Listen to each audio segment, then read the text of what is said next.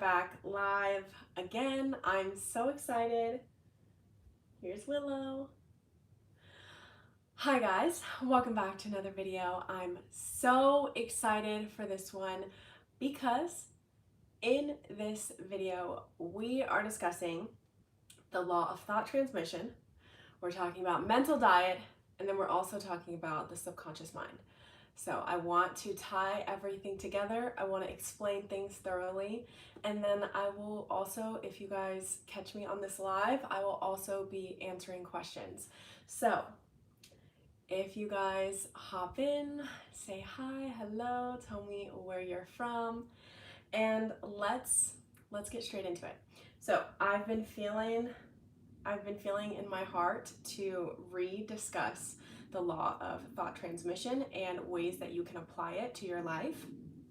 I think it's probably one of the most powerful things to consider when manifesting your reality, when wanting to, obtain certain goals.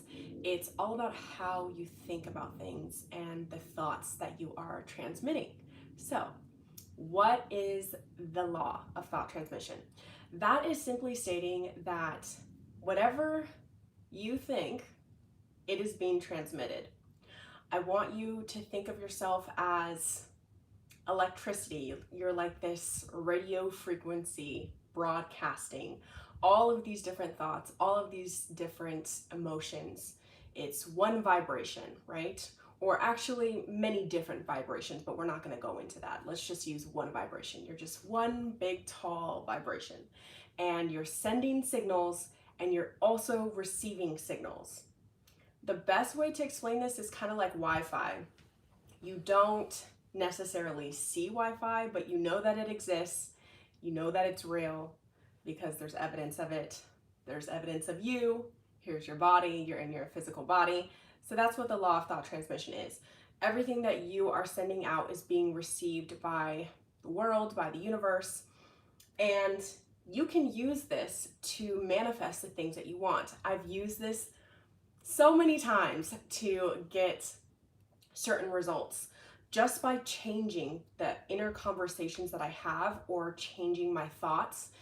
I kind of envision myself sending a signal, sending a thought to someone, they receive it, and then it outpictures with that exact scene happening, and sometimes even verbatim. So this is very powerful stuff. I've said this in one of my videos. This was a couple months back though, so I'm going to say it again. If you have conversations with people, please be very aware of how these conversations are playing out, because most likely it will coincide with how you are thinking. For example, if you are at work and you're having like a mental argument with your coworker or your boss, and you're having that all day, like you're thinking of explanations, you're thinking of the argument, what you're going to say, how you're going to react to how somebody says something to you. That's exactly what I'm talking about. This is a part of the thought transmission. Usually those scenarios will play out in real life. If not verbatim, then it'll be something very similar to it, and it'll have the same tone. It'll have that same emotional weight. So that is the law of thought transmission, and you can use this to your benefit, okay? So now that you've become aware of it, now that you know that, okay, whenever I play out scenes of how I'm arguing with somebody and then it actually turns out, now I'm going to switch it to my good, and I'm going to start having mental conversations with people, or thought transmission. I'm going to play with this. I'm going to play with the thoughts in my head, and I'm going to create new stories and see what comes of it.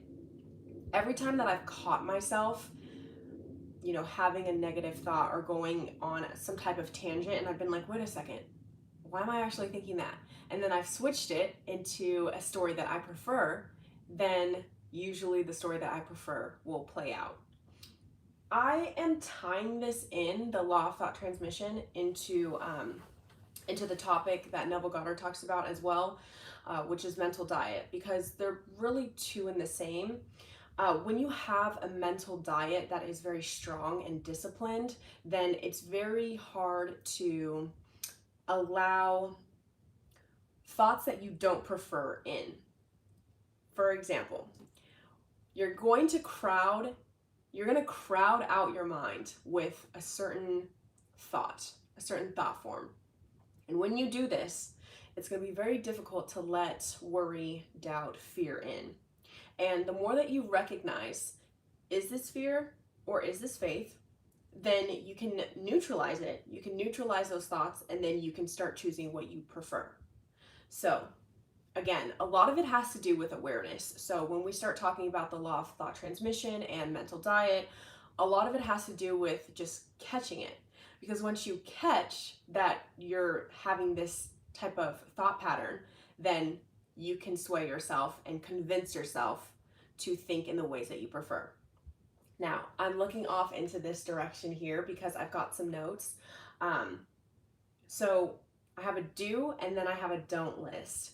And this is very important to apply when using the law of thought transmission, because again, it is very, very powerful. And once you start practicing it and being aware of how you are conversing with people mentally and seeing the results, then you'll start to use this mental diet. You'll start practicing different ways of conversing with people, okay? So here's what you don't do. Here's the first thing that you don't do. Don't criticize people in your head. This is a really big way to see that reflection when people, like, let's say if somebody's reacting to you in a way that you don't prefer, start checking to see if you're criticizing them. Usually when you're criticizing, then it'll outplay into the physical reality. So that's the first one. It's actually, so in my head, I think of it as the 2 C's. The first one is criticize, and then the second one is complain. So these are the 2 C's that if you don't do these 2 things, then you'll manifest automatically the things that you prefer. So that's why I'm going with the don'ts first. But if you criticize, then you'll see that outplay. And then also if you complain. So if you're complaining about a certain circumstance over and over and over again, then your subconscious mind takes on that feeling, takes on that feeling state, and then it'll outpress or impress more circumstances that align to that feeling state. Okay, now that we've got the don'ts out of the way, let's talk about the do's. What do you want to do when you're practicing the law of thought transmission? Okay. You want to be gentle. That's the first thing. You want to be gentle with yourself and with whoever the other person is, object. And this is Athena's channel, so you guys already know that we talk about manifesting, and it may sound a little woo-woo to people that aren't attracted to this type of stuff, but objects do have a vibrational energy. They do have not an emotion, but some people would use the word emotion. Your items, your animal, like all of these different things that are in our life, they do have a certain vibrational energy. They do carry weight, and the way that you talk to those objects or the way that you treat those objects, that makes a difference. That makes a world of a difference. So this house that I'm in, if I'm, complimenting the house, if I'm saying that it's lovely and that it's amazing and that I'm so blessed to be in this house, the house understands that. And usually that'll manifest in the way that you take care of the house, right? Is it clean? Is it orderly? The law of order. I'm not going to go into that, but I think you guys get the picture. When you care about something, then that manifestation will outwardly look like you take care of it, look like you appreciate it. So first thing, be gentle with yourself and with whatever you are transmitting your thoughts to. The second thing, because sometimes negative thoughts or the old story can pop back up, soothe yourself. That's the second point of the things that you do want to do. You want to soothe yourself into a way of behaving. And what I mean by this is it's going to start with, let's say, for example, you're having a hard time getting on board with what you prefer. you're going to soothe yourself and climb up the ladder of thoughts, meaning certain thoughts have more weight than others. Okay, and this is simply based off of your beliefs.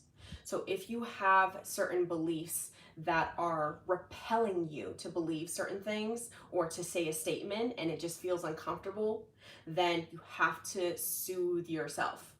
I said this in my past life. If I just say, I'm a millionaire, and I just keep repeating that over and over and over again, but it feels really uncomfortable to me and it doesn't feel like I'm actually obtaining that goal, I have certain beliefs that are causing me to cringe at that statement, no matter how much I want to believe in the statement, I am a millionaire, right?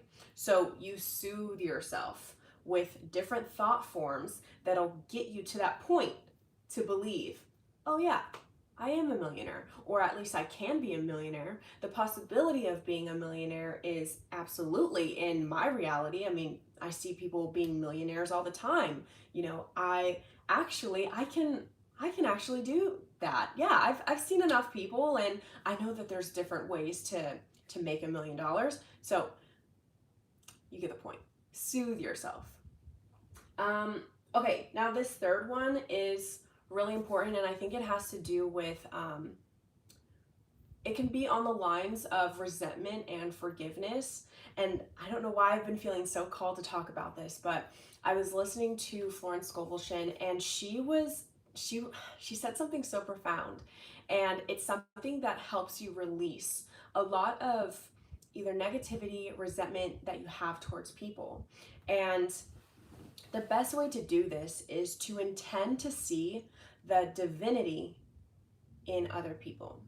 So for example, Florence Scovel, she talks in her book about how this woman, she was intending to manifest a lover, right? She had this man who had his head turned and he was looking at some other woman, and she was just so upset. She had so much resentment, and she went to Florence Scovel. She said, please help me. I don't know what to do. I can't stop thinking about it. And so Florence Scovel, she said, you have to bless that person. You have to bless that person because at the end of the day, everyone is you pushed out, right?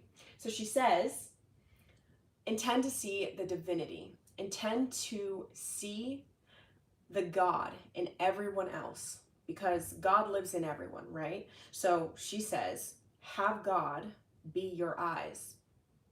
Have God be your eyes so that you can see the other person for who they really are and who they intend to be, and that blessing, and you bless them, right? So that's what she did. She blessed the man, and this took some time, okay? It wasn't overnight. She took some time, and she, intended to see, the dogs are barking, sorry. Okay, she intended to see the divinity in this guy, right? That she had resentment towards. And once she blessed him and actually truly meant it, then that guy came back to her and she got married within a week. She got married within a week. It's an amazing story. If you guys haven't read, I think it's from The Game of Life and How to Play It. So yeah, that's just one example of what the power of blessing someone can do. So that's the third thing that you want to do. My parents have 3 dogs. So if you guys can hear the barking in the background, that's what they're doing. And there's a mailman who just walked past. So if you guys have any questions, I would love to take the questions now. Using the law of thought transmission is quite simple, and it really is not something that you need to spend a lot of time on because of how simple it is. Another thing that I did want to say though before I go is that sometimes, oh my goodness, they won't stop. Okay, just disregard it, please. Another thing is that when you are becoming a non-resistant vessel, I want you to think of it as like electricity or like steam, okay? Electricity, the way that it flows, it needs a non-resistant container. who is the Florence woman again? Her book, thanks. Her name is Florence Scovel Shen. And her book, she has a couple of books, but one of the books is called The Game of Life and How to Play It. It's a very short book. And like a lot of these powerful books, Neville Goddard, for example, The Feeling is a Secret, this is, I think, 33 pages. Yeah, it's 33 pages. And it's one of the most powerful books I've ever read. So anyway, she talks about being a non-resistant vessel. And in this book, she's talking about electricity and steam, how when it's in the right container, when it's in a non-resistant container, then it flows easily. So, and Bashar said this too. Bashar is another entity, right, that's being channeled. And he talks about how you're not needing to learn how to manifest anything. You're just getting yourself to a place where you're allowing all of the things that you are naturally attracted to, you're allowing those things to come to you. You're not doing anything.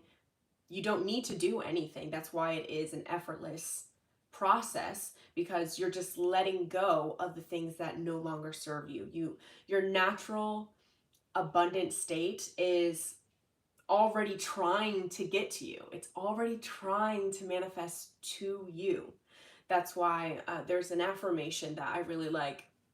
I think it went viral on TikTok for a while, and it was called I don't chase, I attract. What belongs to me will simply find me.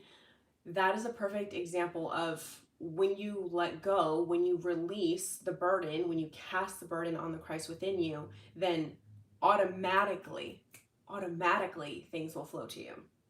So you don't have to, a lot of, like even with therapy and stuff, I remember when I was trying to lose weight and become healthy again, I had done so many years of therapy, and not that therapy is not good. Therapy is good, and some people, that's like what they need, and I needed that at the time. But I noticed that my therapist I was constantly rehashing the old story, and I was constantly in therapy for years. And then it was only until I read a book about a new perspective, a new way of eating, and it completely changed my relationship with food. And then automatically, I was able to lose the weight and be comfortable in my body, because I just wasn't for such a long time, and I was rehashing the story over and over again. So I hope that makes sense. I became a non-resistant vessel. So I started seeing things for what they were. I accepted it as it was, and then I changed my perspective on what my relationship was with food. And then automatically, because my relationship changed, then I was able to stop criticizing myself. I was able to stop criticizing food. And then I naturally, the byproduct of that was I became comfortable in my body. Okay, what else? I think that's all I have. Do you find yourself easily staying in Sabbath state, I am awareness, or do you sometimes get knocked out of it? Feel like my female cycle knocked me out. Oh. Wait, hold on a second. Wait, cancel. Okay, wait. Let's see here.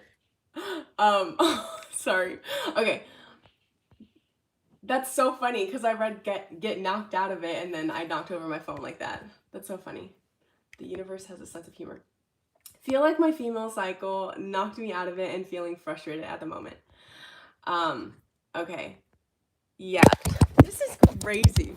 Dude, I cannot right now. I'm gonna have to like, this live may not be posted. So whoever is in here, this might be it. Okay. To answer your question, the female cycle, yes, it's very divine, and the universe is very funny, right? So the female cycle is extremely divine, and it's important to listen to that flow, right? Some people don't have the opportunity to do what I do, but like during certain parts of my cycle, I won't do as much work. Certain parts of my cycle, I will work out more. I'll like lift heavy weights. Thank you. Yeah, so it just depends. I wouldn't get too concerned about that because I feel like as a woman too, having that divine energy, that female energy is oh okay.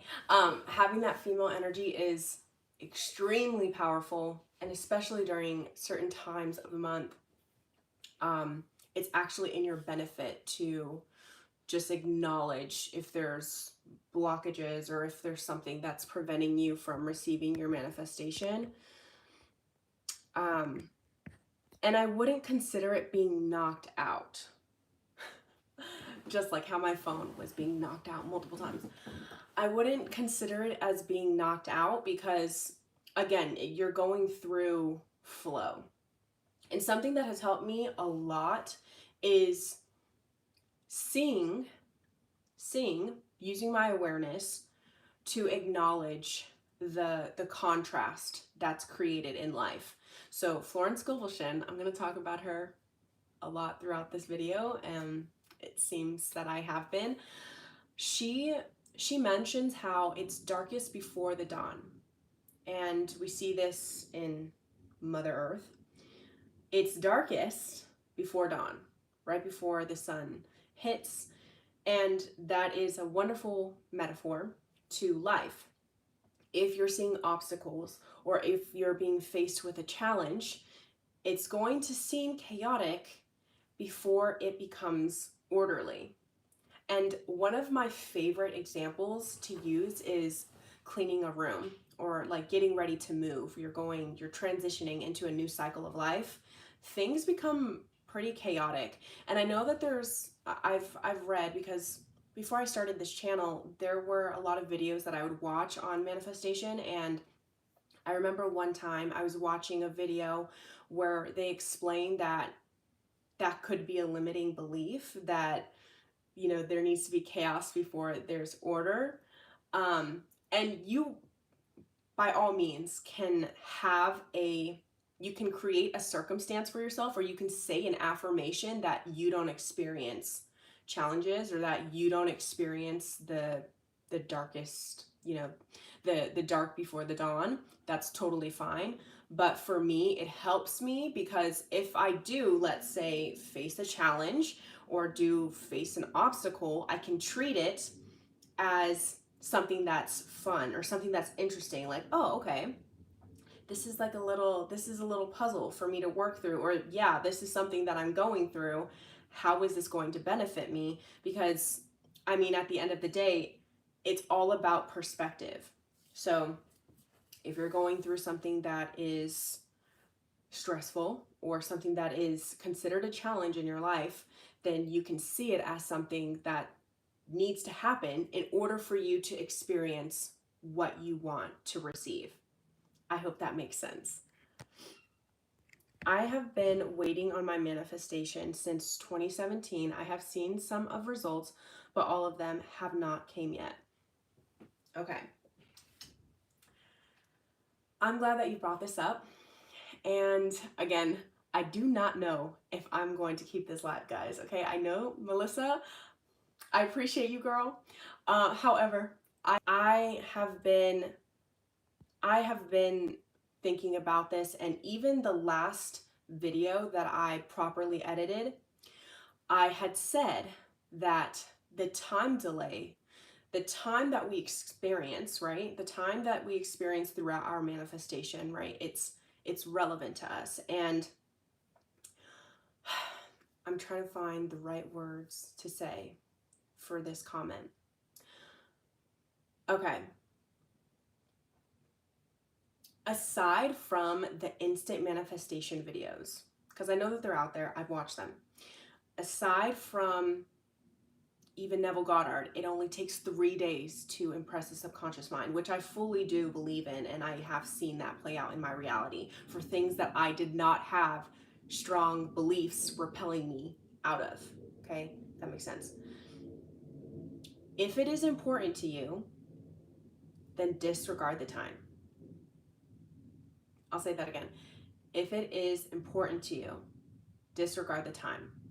We live in social media, right? This social media bubble where we see the results of things. We don't see what it took to get there. So a lot of people, even when they have like huge followings and they talk about how they just affirmed for 3 days, or they just affirmed for a week, technically these manifestations were a long time coming. I mean, even for myself, it took me, how old am I? 27 years to manifest this YouTube channel. And I've actually had Athena for, I want to say, 3 or 4 years now. It's only until last year that I started actually posting videos and saying that I am going to remain consistent with this. So again, if something has taken you until 2017, it's okay. If it's important to you, then just stick with it and keep persisting in that. It's very easy to compare yourself. And that's another thing with social media. It's so easy to compare yourself and say, oh, well, this person manifested their specific person in 2 days or 2 weeks.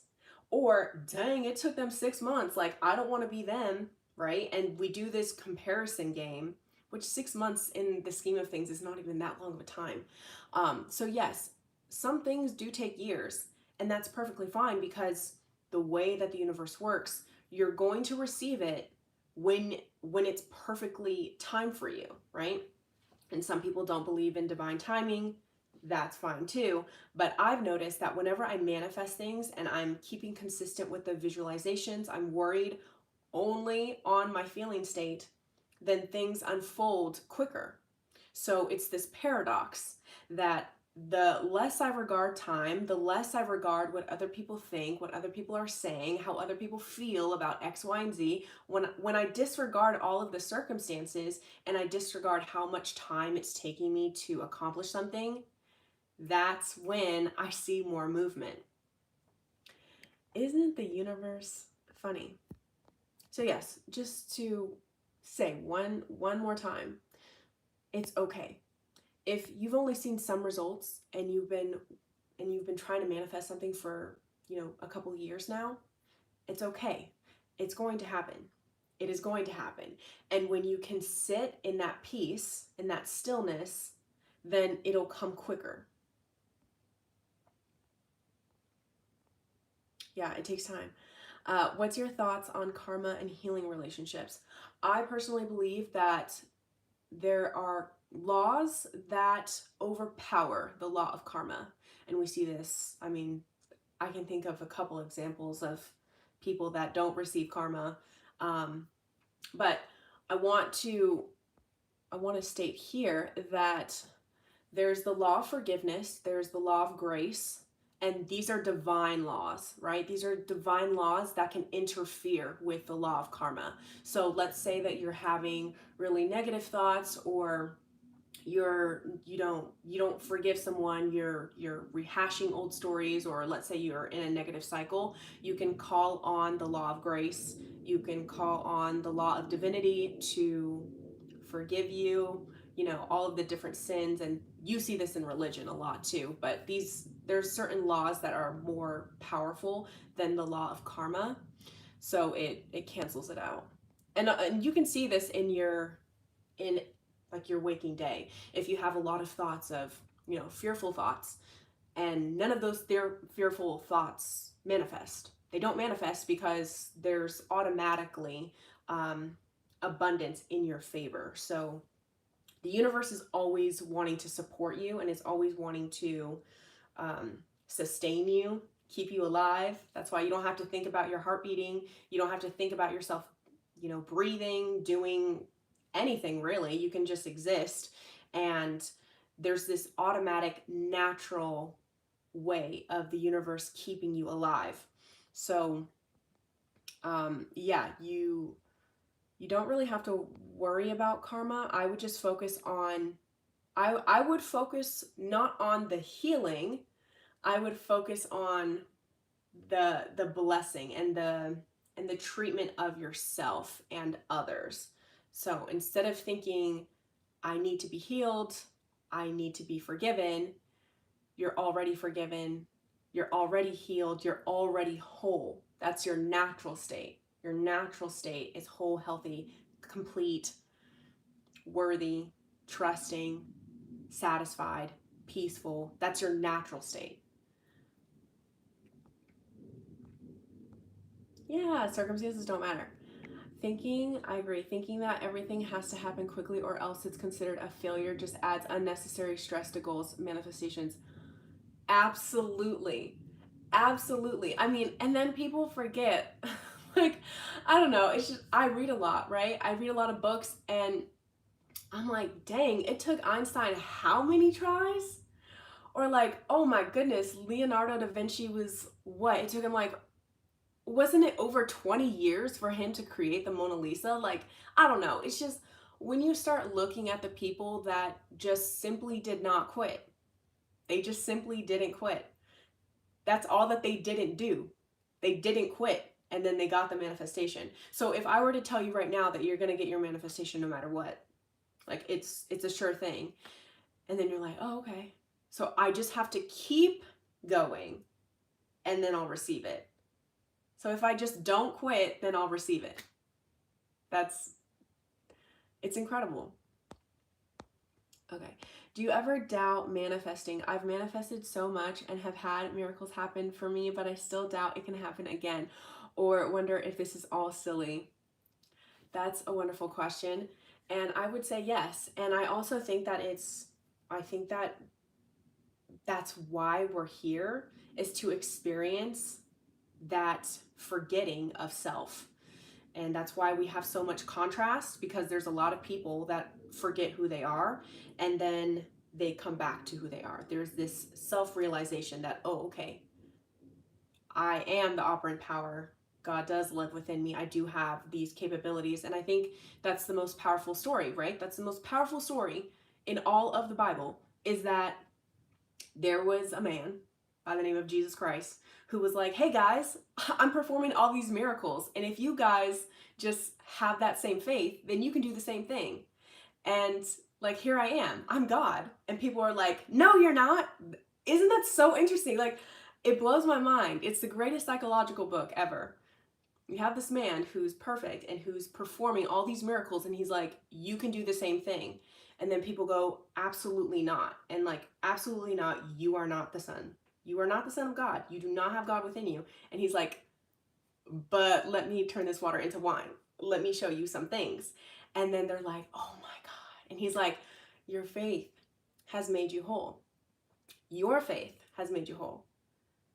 So yes, I think that's the greatest story, is greatest psychological story too.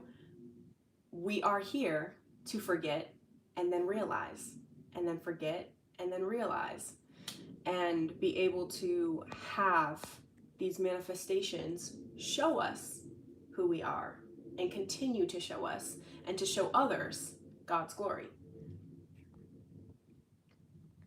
So to answer your question, quite frankly, yes, I doubt manifesting, and then I practice, and then I stay in the Word, and then I remind myself, and then it's outpictured, and then I can't deny it. That's why a lot of the times, any of the videos that I post, I genuinely do not care where you guys get this information, as long as it's resonating with you. Anybody who sees my videos, they'll see them at the perfect time and when they need to hear it. But every single time that I practice this and test it for myself, then I see results. And it's such a strong feeling that I have to share with others, that I create videos like this. So I want you guys to test this stuff, because when you test it for yourself, then you can actually see your own magnificence. You can see that you are the operant power. And it's totally fine to have doubts. It is. It's quite all right. How do you stick with breaking bad habits? Overcome bad habits. Oh, I'm actually reading, I was reading Atomic Habits.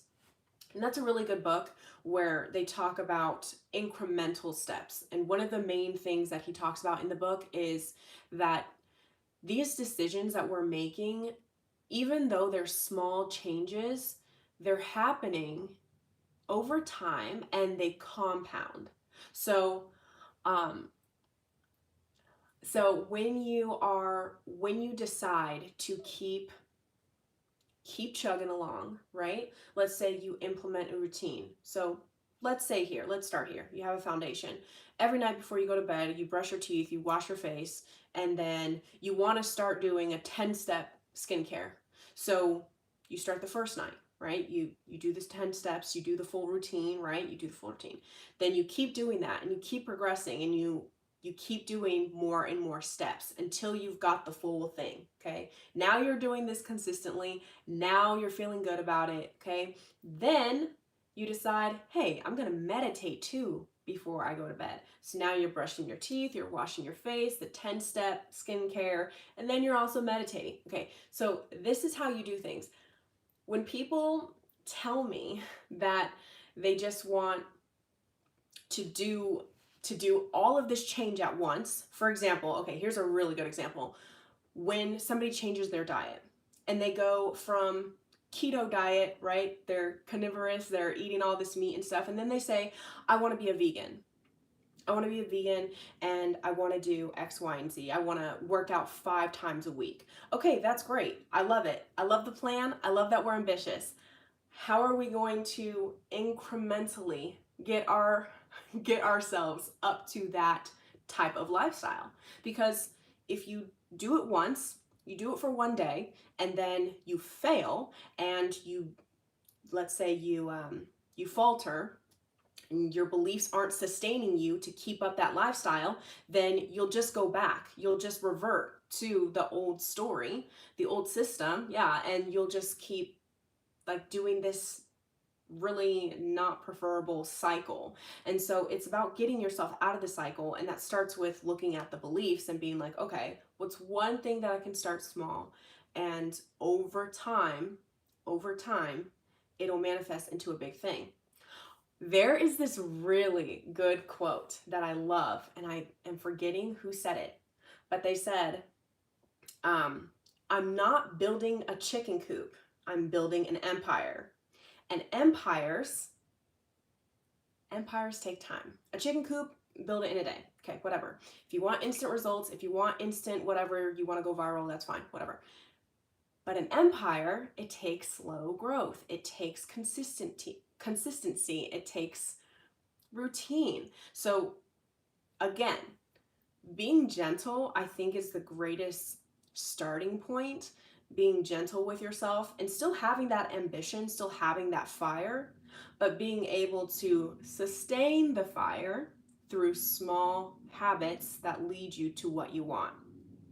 Okay, you don't just, even for finances, you don't just go from being extremely out of debt to being super wealthy. You know, you have that pendulum swing and then there aren't consequences to it. You see lottery winners all the time. It's actually very rare for lottery winners to maintain their wealth, because usually lottery winners, when they win that lottery, then they have that pendulum swing, and their beliefs, that vibration that they naturally have, that core that they've been keeping in their mind, is unable to sustain that high pendulum swing. So then they end up dipping. So give yourself the grace, give yourself the time, be patient towards your manifestations. If it doesn't happen in a day, that's fine. And in fact, that's good. I would say that it's good, because we live in a world where instant gratification is like the only thing that we're seeking, and I don't mean that as a limiting belief, but it's okay to take time. I'm so thankful you're on YouTube. Thank you so much, Melissa. I appreciate that you appreciate these videos, and I love talking to you guys. Faith is, again, it's just, fear is inverted faith. So when we have faith in something that we want to experience, the Bible can help us understand this stuff. And not even, I mean, I grew up in the church, so I understand that the stuff that I talk about is very different than what is being taught in modern day or Western churches, but at the same time, the message is still the same. It's very interesting how the message will still reign, even if you're looking at it in a metaphysical sense or a metaphorical sense and a literal sense. Okay. It goes against everything. Oh, okay, you're responding. I keep my mustard seed of faith, but I try not to let the doubt come over me.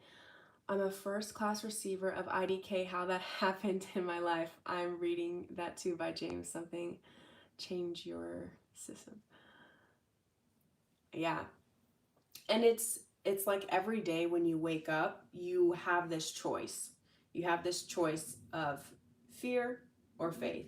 And sometimes I like to do this where I wake up in the morning and I have certain affirmations that I say to myself. If you guys want to know, I'll just tell you guys right now. I wake up in the morning and I say, today is perfection. That's my first affirmation. Before my feet hit the floor, today is perfection. And I just love that affirmation. Today is perfection. And also, I like to have an image. I see this image of like the red carpet being rolled out for me. And I feel myself, like I can feel it right now. I feel myself as like just being so supported and like doted on by God, by the universe. I'm like, what should we do today? Today's perfection. So let's see how this unfolds. Let's see how perfection unfolds. I'm gonna wake up, I'm gonna grab, do I want coffee today? Do I want matcha? What do I want? And then I can like mentally, I have these conversations where I'm like, okay, God is like, what do you want? What do you want, Brianna? What can I give to you today?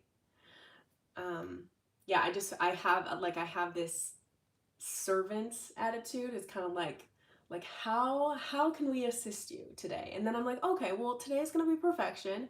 And then your subconscious mind's like, okay, got it, it's going to be a perfect day. How do we make this perfect for her? What does she believe is perfection? And then it goes, I don't know, that kind of like sets the tone for me. And then I've noticed when I don't do that and I wake up and I'm like, today's kind of rough, I didn't get a lot of sleep today, then I can see the results of that. I can definitely see the results of that, which I won't go into. But okay, it's hard to let go and just believe something I have no knowledge of. It's like putting myself in harm's way for me. Yeah. And okay, so I think that this would be the perfect time to talk about the subconscious mind and the conscious mind, right? And Bashar's talked about this. I saw a TikTok on this the other day. I thought it was really good. How Bashar, he likes to talk about reality being the Trinity, right? So we have the triangle, right? We have the Trinity, and we have the conscious mind, the subconscious mind, and then the superconscious mind. Florence Scotian, she also talks about this too. So this is really important. So we have the subconscious, conscious, and the superconscious. And I want you to think of sheep, okay? I want you to think of all of these sheep just roaming around, and they need a place to go. They need to go inside of a pen. And the superconscious is the operant power, aka you. And the superconscious has control over what sheep go into the pen. So this is the conscious. This is everything that the conscious is viewing. And then you have the subconscious, right? Which is everything that is being impressed. So the sheep are your thoughts. Okay, there's lots of thoughts that you think throughout the day, and there's lots of sheep. Okay, so then the superconscious, the one at the top, is like, hey, we're going to put this sheep in the pen. We're going to put this sheep in the pen. We're going to put this sheep in the pen. So when you look at it that way, then it gives you less stress. You feel less stressful about the thoughts that are going in and out of your head, because you're not really your thoughts. You're the superconscious. You're the one that's controlling what goes into the pen, which is your subconscious mind, and what your subconscious mind is fully impressing by your feeling state. That's what's manifesting.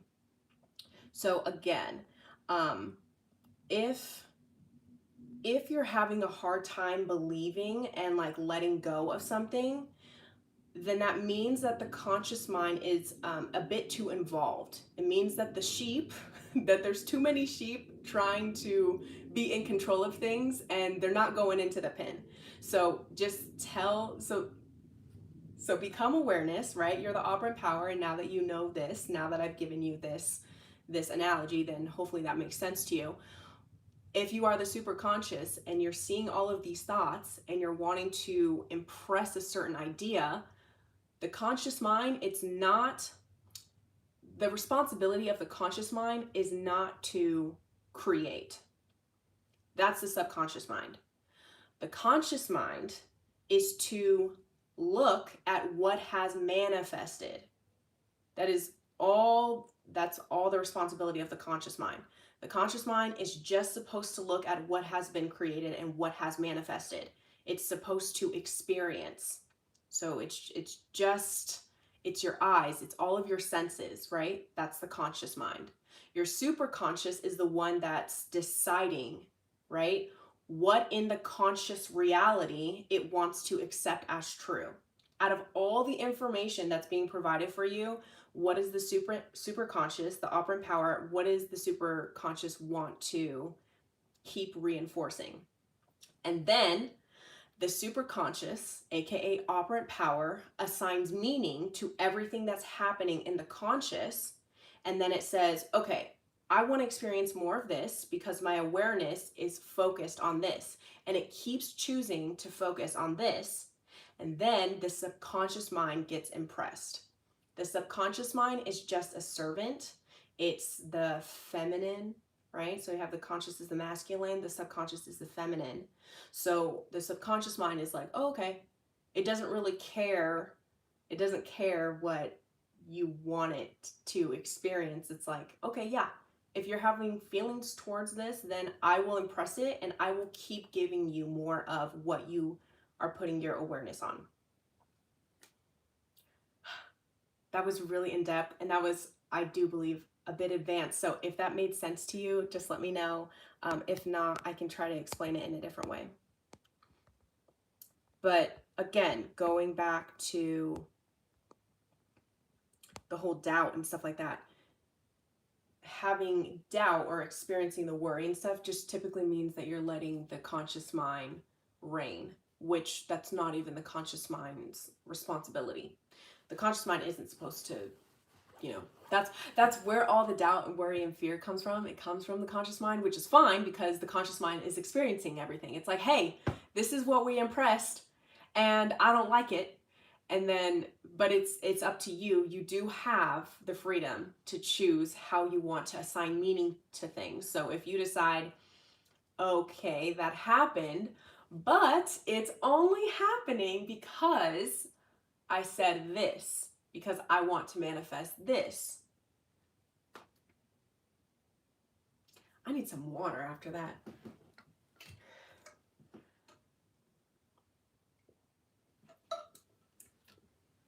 Oh, that makes sense. I'm also creating a course, which I want to get your guys' feedback on. Okay, that was very well explained. Okay, great. I'm glad that it made sense because in my head it makes sense, but then when I try to explain it, sometimes it may not come across. So thank you for confirming that. I am creating a course and it's going, you know what? I'm going to make a proper video on it, but it's already like 90% finished, so I can actually say it right now here in this live. But I'm making a course. It'll be on manifesting a specific person if you guys are interested in that. I don't know, I feel very connected to Neville Goddard, so I am having thoughts about what I want to do with the way that the course is delivered to you guys. So yeah, just stay tuned. Just stay tuned. So I need to use my super conscious mind. Well, it's not that you need to use it, it's that you are it. You're super conscious, that's who you are. That's your operant power. So when people talk about meditation and when they talk about clearing your mind, becoming I am awareness, that's what Neville Goddard is talking about. The great I am is the super conscious, which is you. That's like your natural state. That's You can never not be super conscious. And that is across the board. That's probably one of the, because there's lots of laws in this universe, but yeah, there's lots of laws in this universe, but really there's like a handful of laws that you cannot change no matter what. So even when we start talking about the law of karma, there are other laws that can overpower karma, and that can overpower, other things, right? But the law of being, so like, you are awareness, and that will never change. Like, you can never cease to exist. That is a fundamental law that cannot and will not ever change. You will always be. And so that is the superconscious.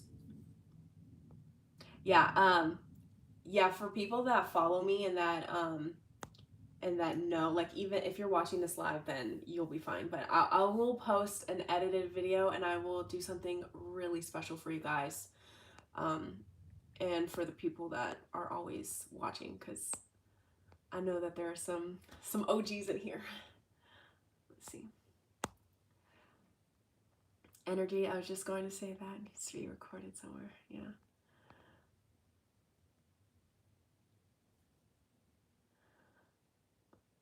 Thank you so much, Laura. Off topic, but your content is so healing. I appreciate that. And I think that that's the entire point of Athena, is to create an environment that is not, it is therapeutic and healing and stuff. And I know that it's so interesting.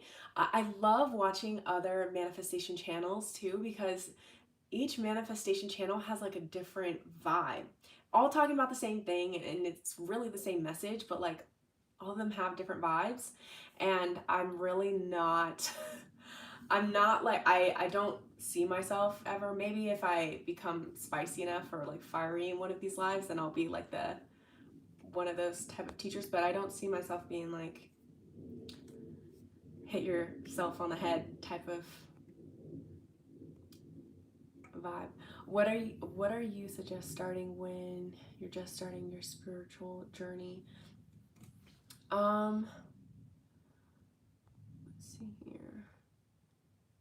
Yeah, because I saw that you also said, I can't meditate, I don't know how to clear my mind, which is funny because when you asked what you should do to start your spiritual journey, the first thing that popped into my head was meditation, just so that you can become familiar with what is the difference between your conscious mind and then who you are. Because again, we have thoughts running through our head all the time. It wasn't until I started meditating that I realized that I can create space between me as awareness, and what my thoughts are.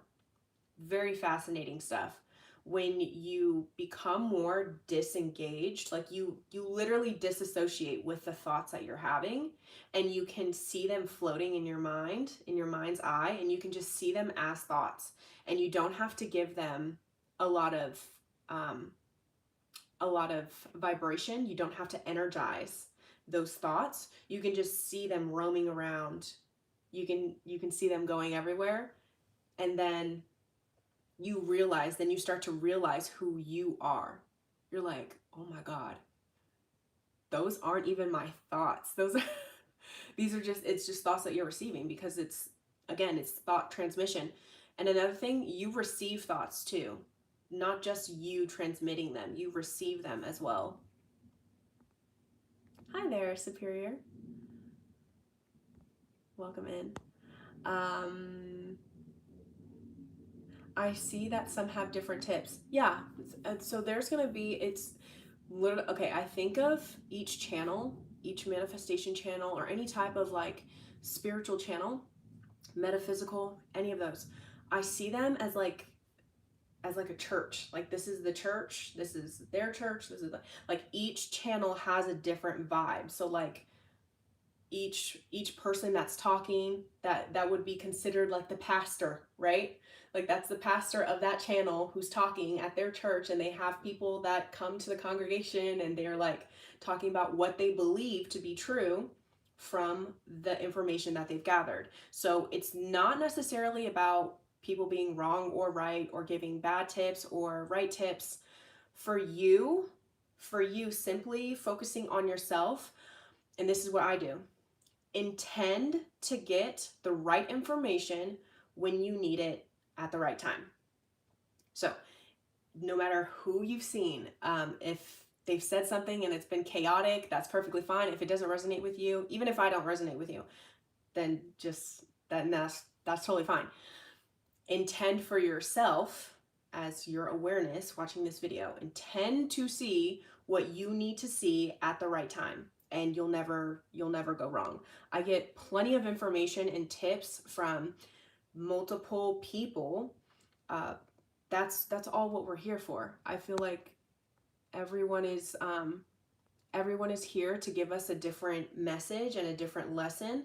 Everyone is a teacher in their own way. I mean, I get advice from my mom, from my dad, from my friends. They're all teaching me different things, and especially people that are on YouTube trying to display a certain message. Each channel will have a different valuable tip that you can learn. It's just about how you see things.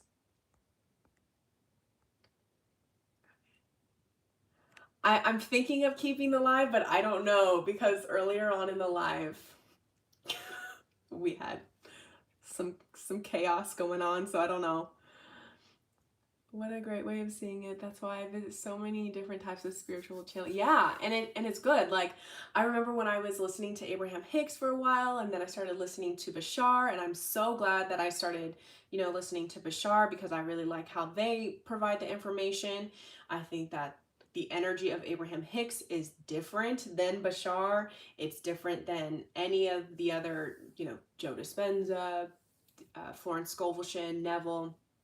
I'm sure Abdullah, if he ever said anything publicly. He was such a boss. He just did everything in silence, and he didn't care about getting any of the credit.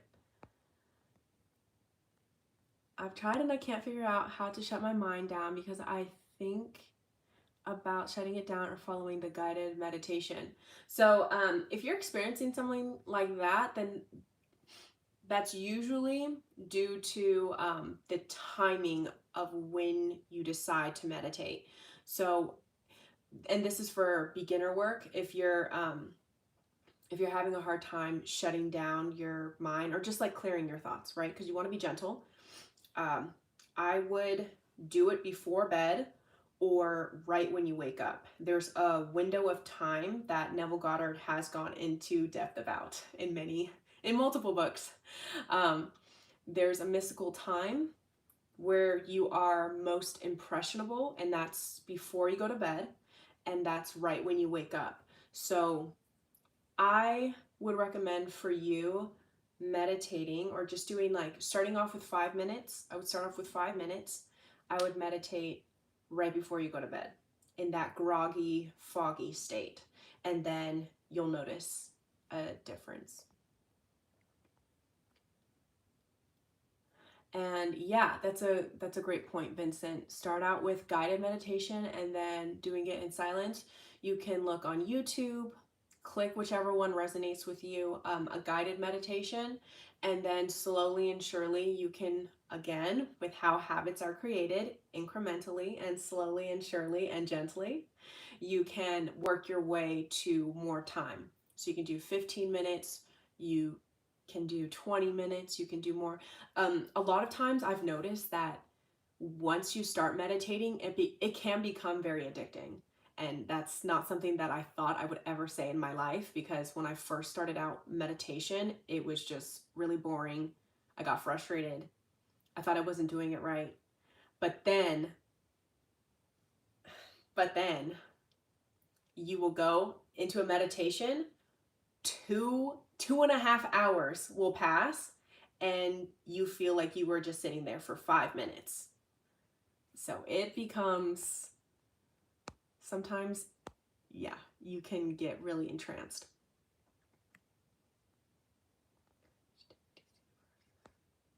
Yeah. Oh, I noticed that, oh, this is kind of a long live. We just hit an hour, my goodness.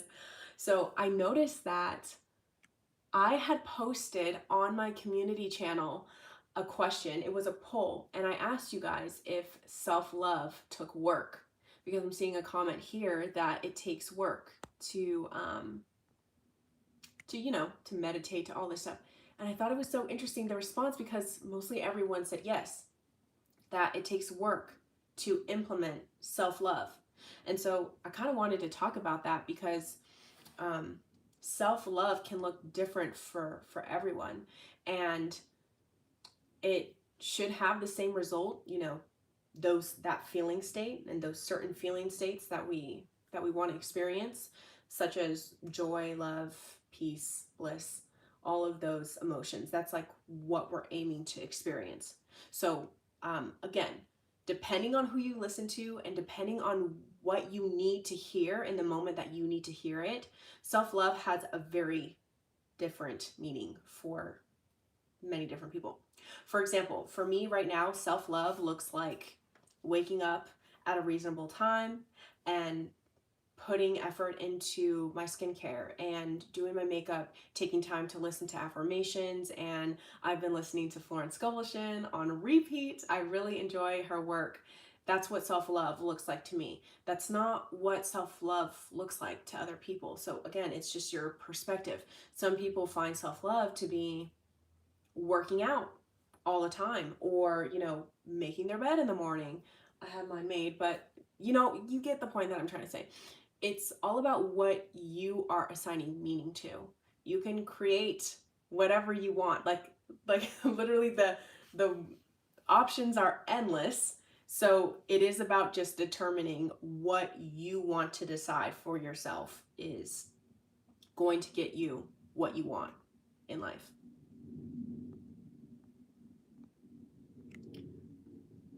Yeah, and meditation is, again, yeah, it's astronaut, what you said about meditation being exercise. That's exactly it. And that's also how it is too when manifesting things, because I've seen people, they, like, even the earlier comment about it's been 2017 since I've been trying to manifest something and it still hasn't come to fruition.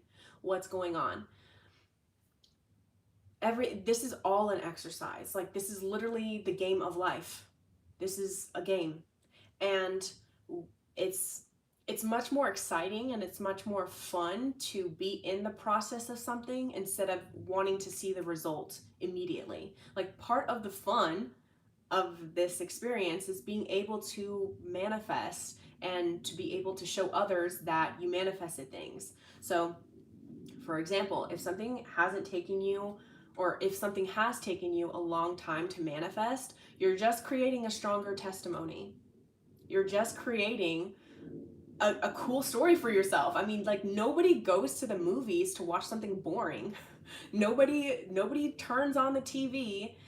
Nobody cares about a very dull character. Like, everyone wants to see depth. Everyone wants to see contrast. So if you're going through something that is a challenge, like, just let it be that. Let it be a really cool story that you can tell others, and like how you accomplished it anyway. Especially if it's taken you a really long time and it's taken you years to manifest. Like, so what? So what? Who cares? It doesn't need to be like some instant thing, and like I don't know. It is really cool when you manifest instantly, and it helps prove to you that God lives within you. But for the most part, if something's taken you a really long time, just all you have to do is not give up on it. If you don't give up on it, then you'll receive it. I'm working on a beginner system utilizing chakra spheres, and when I have the book almost done, oh, it's a book, I'll start a channel and reach out to other channels. I believe we can unite and cause retreat. Yeah, that's amazing. I love that. All right, guys, an hour and 4 minutes. I think that's where I end.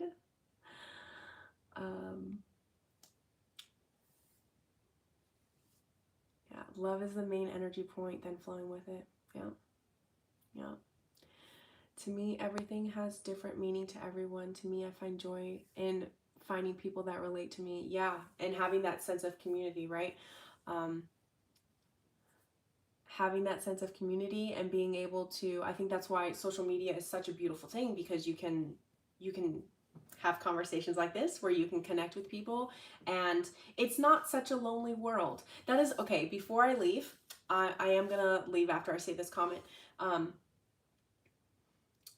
When you start your manifesting journey, and I've seen videos on this, and I might have even said this too, but I don't think I have. But when you start your manifestation journey, there is going to be a point where you feel like you're only experiencing this for yourself and that you might be alone. But I want this, and I feel like, I don't really know why I'm saying this, but I feel like whoever needs to hear this, you need to hear it now. If you feel like you're alone, there are places like this, there are channels like this where you don't have to feel alone. And if you are on a spiritual journey where even when you get into concepts like everyone is you pushed out, or you feel like nobody can relate to your situation, there's always someone that understands what you're going through. You are supported and you're not alone. So I just, for whoever needs to hear that, because I remember seeing this video one time where they said that you might feel very lonely, or like there's this saying that it's really lonely at the top, but it's really only lonely at the top if you have that perspective. There's actually a lot of people that feel alone too. So part of me making Athena and having this channel out here is to connect with you guys and to find people that are like-minded and can share their manifestation stories and can also talk about the realities that they're experiencing too. So I hope that this has helped you guys. I will be going through the video to see if there's discrepancies. I don't want YouTube to block my video, so I will be doing that. But I'll see you guys in the next one, okay? Love you guys so much.